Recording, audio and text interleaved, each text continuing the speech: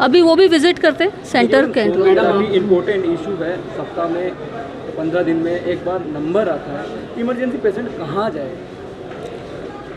अभी जैसे लोगों से बातचीत की है, पेशेंट से भी बातचीत की है, उसमें उनका ये कहना था कि हमारा सेम डे नंबर आ जाता है, नहीं आता है तो दूसरे दिन नंबर आता है।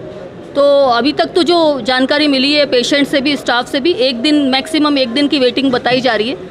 इसके लिए भी हम लोग कुछ कोशिश करेंगे इसको सॉर्ट आउट करने की। पेशेंट को सुविधा यहाँ मिलती है, आपने यहाँ पर देखा टेली मेडिसिन जैसी व्यवस्थाएं भी है, किस तरह की व्यवस्थाएं हैं, कितना फ़ायदा उसका मिल रहा है, क्या कुछ कमी थी और आगे किस तरह के सुधार होंगे उसमें? टेलीमेडिसिन गवर्नमेंट ने एक बहुत बड़ी फैसिलिटी ऐसे पेशेंट्स के लिए दी है जो कि बड़ी जगह पे नहीं पहुंच सकते, बड़े डॉक्टर को अप्रोच नहीं कर सकते, जो ग्रामीण एरिया में रह रहे हैं, उनको किसी स्पेशलिस्ट को दिखाना है, उनके पास ना तो इतना समय है ना इतना पैसा है कि वो टोंक आके दिखा सकें और पूरा दिन अपना ख़राब करें।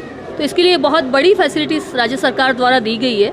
इस टेलीमेडिसिन का मैंने डिटेल में एग्जामिन किया, देखा, तो उसमें अलग अलग डॉक्टर्स को नहीं कॉल पे बुलाया जा रहा है। इसके बारे में मैंने निर्देश दिए कि जिस डॉक्टर का पेशेंट हो वही डॉक्टर उसको कॉल पे आके अटेंड करे और अपना स्पेसिफिक पेशेंट को देखे। देखिए मैडम, आयुर्वेदिक औषधियाँ आपको यहाँ पे देखने को मिली और क्या सुधार?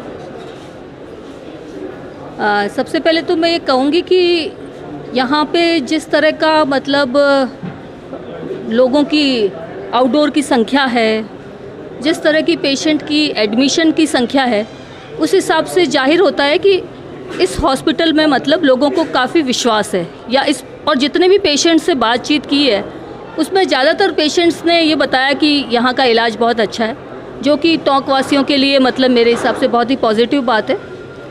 बाकी जो कमियां हैं वो निश्चित रूप से एक दवाइयों की कमियों के बारे में, कुछ management related issues, maintenance related issues, उन सब चीज़ों के बारे में हम अब एक बार चूँकि मैंने विज़िट किया है, उसके बाद हम टाइमली उनको डिस्कस करके उनको मीटिंग्स में सॉर्ट आउट करने की कोशिश करेंगे। यहाँ पर आपने जब निरीक्षण में देखा, आपको किसी भी प्रकार का सिक्योरिटी गार्ड वगैरह नहीं दिखे होंगे, क्योंकि बेतासा भीड़ भी आती है जैसे आपने बताया।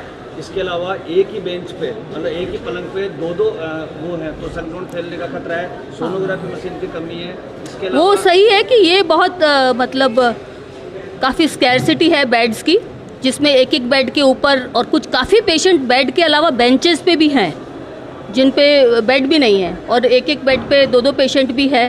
तो जो पेशेंट्स का जो फ्लो है वो बहुत ज़्यादा है, बजाय इसके कि जो हमारा जो रिसोर्सेज हैं वो कंपैरेटिवली कम है शायद। तो इस बारे में बात करेंगे। मरीज ऐसे हैं जिनको यहाँ दवाई नहीं मिलती, बाहर से लाना पड़ती है। हाँ, ये चीज़ मेरी जानकारी में आई। अभी कुछ पेशेंट्स ने बताया कि दवाइयाँ की उपलब्धता कम रहती है। कौन सी दवाइयों की उपलब्धता कम रहती है, और हम RMSCL से बात करके दवाइयों की उपलब्धता सुनिश्चित करेंगे, और यदि वहाँ पे भी उपलब्ध नहीं है तो उनसे NOC लेकर स्थानीय स्तर पर खरीदने का करेंगे। दवाई का जो वितरण है वहाँ